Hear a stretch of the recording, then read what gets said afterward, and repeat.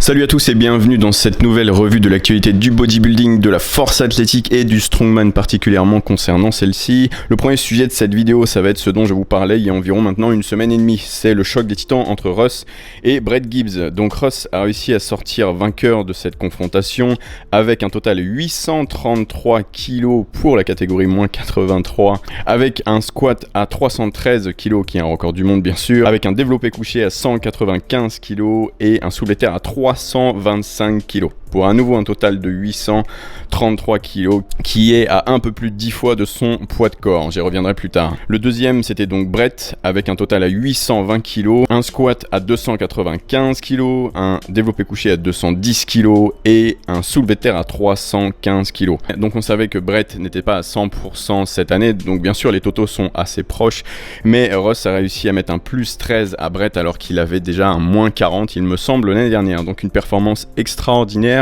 pour Ross Wall. Il a d'ailleurs réalisé une vidéo complète qu'il a sortie presque le jour même, donc je vous invite à aller la visionner sur sa chaîne. Parler d'extraordinaire, et je vais avoir plusieurs mentions spéciales concernant les championnats du monde. La mention spéciale va revenir à Taylor Atwood dans la catégorie moins 74 kg qui obtient un total de 790,5 kg, ce qui équivaut à 10,63 fois son poids de corps. Il a réalisé un squat à 283 kg, un développé couché à 195 kg et un soulevé de terre à 312,5 kg. Donc, pour vous donner un élément de comparaison, il est dans la catégorie moins 74 kg, donc je ne sais pas exactement combien il pesait, mais en tout cas moins 74 kg, et son total est proche de Ross et de Brett qui eux sont en moins 83 kg, donc avec une différence d'environ 10 kg de poids de corps, il a réussi à se rapprocher de leur totaux, ce qui est impensable, ce qui est inimaginable, mais qui a été réalisé par Taylor Atwood. La deuxième mention spéciale, mais là elle est moins excitante, elle est plus triste, c'est Ray Williams qui n'a pas réussi à valider son opener, c'est mon premier essai sur le squat à 440 kg, donc ce qui n'est pas rien, donc j'ai creusé un petit peu pour avoir plus d'informations sur cet échec cette année de Ray Williams.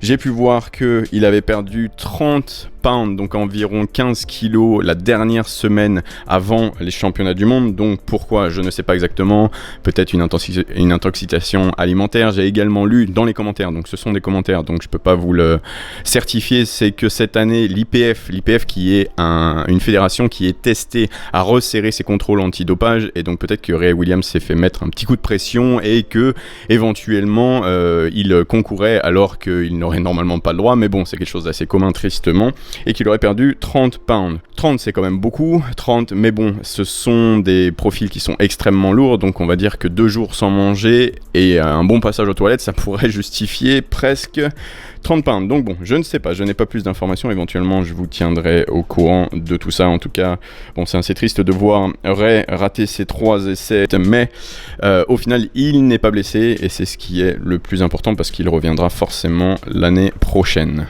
Et le deuxième sujet de cette vidéo, il va concerner le World Strongest Man 2019 et je vais rester sur les calories un petit peu avec ce que vous avez à l'écran là, qui est la vidéo qu'a publié Brian Shaw il y a quelques semaines sur sa chaîne YouTube, que j'ai intitulé du coup le régime de l'homme le plus fort du monde. Donc il proposait une journée dans son saladier, une journée dans sa casserole, et un Navy Seal. Donc cette journée elle a eu un total de 12 823 calories, donc je sais pas si c'est exactement ce qu'il a besoin de manger tous les jours pour maintenir ses environ 200 kilos probable, parce que bon c'est une vidéo YouTube, il faut du sensationnel, mais en tout cas on doit s'en rapprocher probablement pour maintenir tout ça. Donc il a divisé tout ça en 8 repas, je vous les mets à l'écran, là j'ai pris une capture d'écran pour chaque repas et je voulais vous en parler parce que justement sur le cas de Ray Williams je vous parlais que rater un repas ça pouvait avoir un impact drastique sur le poids, et c'est là exactement la même chose pour les strongman. Ce qui fait qu'ils arrivent à être les hommes les plus forts du monde, c'est qu'ils arrivent aussi à manger plus que tout le monde pour être le plus lourd et donc du coup être le plus compétitif possible. Donc c'est vrai qu'on ne pense pas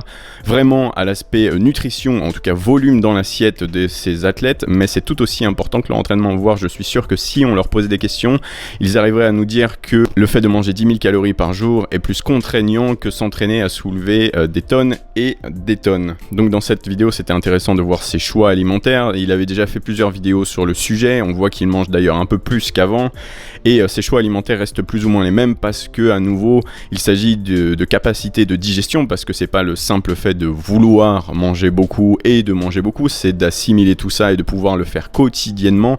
Donc c'est encore probablement un avantage génétique chez certains profils que tout le monde ne peut pas avoir, et donc tout le monde ne peut pas être aussi lourd, en plus de la structure bien sûr et de tout ce qui est un rapport avec le muscle et le système nerveux. On voit qu'il y a énormément de riz blanc, on voit qu'il y a du gainer et très très peu de légumes, mais ce n'est pas étonnant parce que pour réussir à manger tout ce volume au final, il faut se concentrer sur des aliments qui sont assez denses en nutriments mais également riches en calories et qui se digèrent facilement. Enfin bref, j'ai trouvé ça intéressant de vous le partager aujourd'hui. N'hésitez pas à aller voir la vidéo sur la chaîne de Brian Shaw. 8 repas, 12 823 calories, c'est ce qu'il faut pour être l'homme le plus fort du monde. J'imagine que pour Hafthor, c'est la même chose.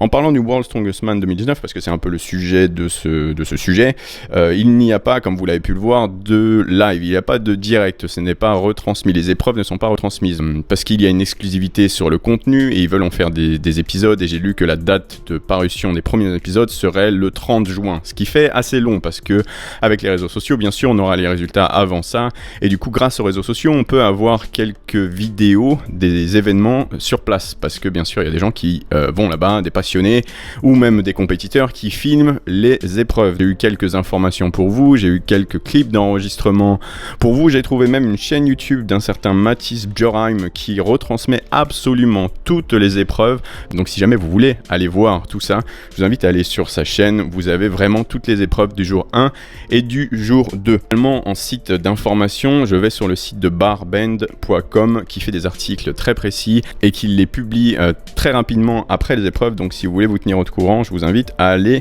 là-bas. Également sur ce site, j'ai vu que les qualifications les jours 1 et jour 2 étaient terminées, et donc on avait Hafthor Bjornsson, donc la montagne, Brian Shaw, Mateusz Martins et Konstantin Janicia qui étaient qualifiés pour les finales, mais il restait du coup quand même la petite finale, on va l'appeler comme ça, avec les 3e et 2e de chaque groupe, sachant qu'il y avait 5 groupes cette année avec environ 5 strongman par groupe. Donc la dernière épreuve pour se qualifier, c'était une épreuve avec l'Atlas Stone, donc tout est marqué sur le site, j'ai pas trop de connaissances là-dedans, mais en tout cas ils avaient une barre entre deux et c'était le dernier qui survit, le dernier qui est capable à passer la pierre au-dessus de la barre, et bien sûr ça commençait par le numéro 3 contre le numéro 2, donc le désavantage pour le numéro 3 qui commence parce qu'il a fait numéro 3. En tout cas c'était super intéressant comme épreuve, et vous avez l'article au complet sur le site de Barbend.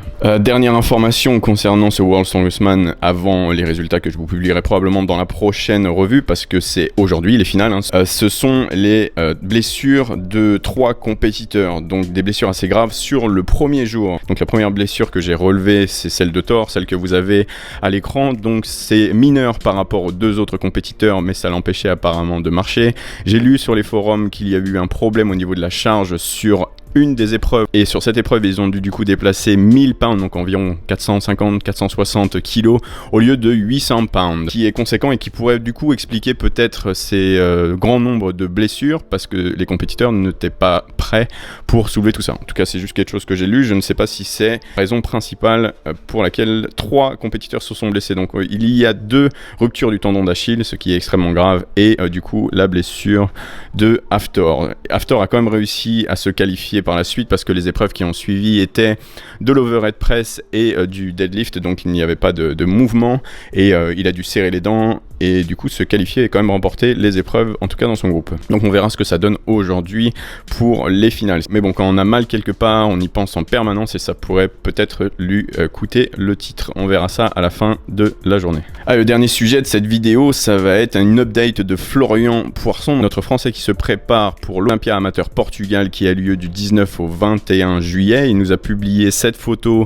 sur son compte il y a quelques jours, il y a 2 jours, donc il est à 5,5 semaines de l'Olympia Amateur, et cette photo est très prometteuse. J'en ai trouvé une deuxième sur l'Instagram d'un de ses amis, un Moss Musclard à nouveau, qui laisse parler la masse, clairement la masse. Donc Florian, d'après ce que j'en vois à 5 semaines, ce n'est qu'une photo, mais il me paraît là où il doit être au niveau de la sèche, et sa masse reste vachement conséquente, donc tout nous laisse à penser qu'il va faire une très bonne performance. En tout cas c'est ce qu'on lui souhaite à l'Olympia Amateur, et je ne vois pas qui pourrait aller le chercher, en tout cas de face sur cette compétition, sur ce plateau. Enfin bref, rendez-vous dans 5 semaines ou alors dans les prochaines revues pour parler à nouveau de Florian avec ses photos update. En parlant du Portugal, ça m'a fait penser à Adi Chopin l'année dernière, Adi Chopin qui avait remporté du coup la compétition, donc pas l'amateur en pro, et Adi Chopin qui est le roi de la catégorie 212 mais qui ne peut pas avoir de visa en Amérique et donc qui ne peut pas concourir à Monsieur Olympia ou aux autres compétitions pro en Amérique, notamment les Arnold Classic et toutes les compétitions qui permettent de se qualifier à Olympia. Mais au final, s'il a sa qualification et qu'il ne peut pas s'y rendre, comme ça s'est passé l'année dernière, ça doit être encore plus frustrant. Je voulais vous partager ce profil si vous ne le connaissez pas, parce que c'est clairement une personne qui est intouchable dans cette catégorie. Surtout maintenant que Flex Lewis s'est retiré de la catégorie 212. Donc même si Derek, Monsieur USA, est très prometteur pour le titre cette année et qu'il y a un bon niveau dans la catégorie 212, je ne vois pas à nouveau qui pourrait aller chercher Adi. Il est vraiment trop complet, il est vraiment trop gros et trop conditionné à chaque fois. Donc c'est frustrant, et j'imagine même pas pour lui, comme je vous disais, de ne pas le voir sur les compétitions américaines. J'espère qu'un jour ce problème de visa pourra être réglé pour ce compétiteur. Et le dernier sujet bonus de cette vidéo, c'est le rendez-vous que je vous donne. Le rendez-vous, il est demain soir à 18h heure française pour élire Monsieur YouTube Classic 2019. Je vous révèle du coup au passage la vignette de la vidéo avec 3 des qualifiés, sachant que avec mon ami Jérémy, on a sélectionné 12 profils pour la finale de ce YouTube Classic 2019. J'ai un peu changé l'organisation, donc vous allez directement dans cette vidéo pouvoir élire Monsieur YouTube Classic 2019. Donc je vous donne rendez-vous demain lundi 17 à 18h heure française en première, donc on va pouvoir échanger ensemble pendant que vous visualisez la vidéo et je vous invite grandement à voter. J'ai mis en ligne une plateforme pour voter, donc tout ça va nous donner un top 12. Je suis très excité à l'idée de partager ça avec vous les gars, donc je compte sur vous. Je vous donne rendez-vous demain à 18h sur la chaîne. Merci à tous d'avoir pris le temps d'écouter cette revue, j'espère qu'elle vous a plu. Si vous avez quelque chose à dire par rapport à cette revue, rebondir, partager des nouvelles histoires, quelque chose que j'ai pas mentionné par rapport au sujet, parler de vos champions ou autre, je vous invite à le faire dans la section commentaires. Également, bien sûr, je vous invite, si vous avez aimé la revue, à liker la vidéo. Bien sûr, également, à vous abonner à la vidéo si vous adorez ces revues, les gars. N'hésitez pas à vous abonner et activer la notification des vidéos. Comme ça, vous verrez absolument toutes les vidéos, toutes les revues quand elles sortiront. Et dernièrement, moi, je vous dis à demain 18h sur la chaîne en live pour regarder ensemble le YouTube Classic 2019. Allez, à demain les gars, je vous souhaite une bonne fin de journée, un bon dimanche et je compte sur votre présence demain soir. Peace out.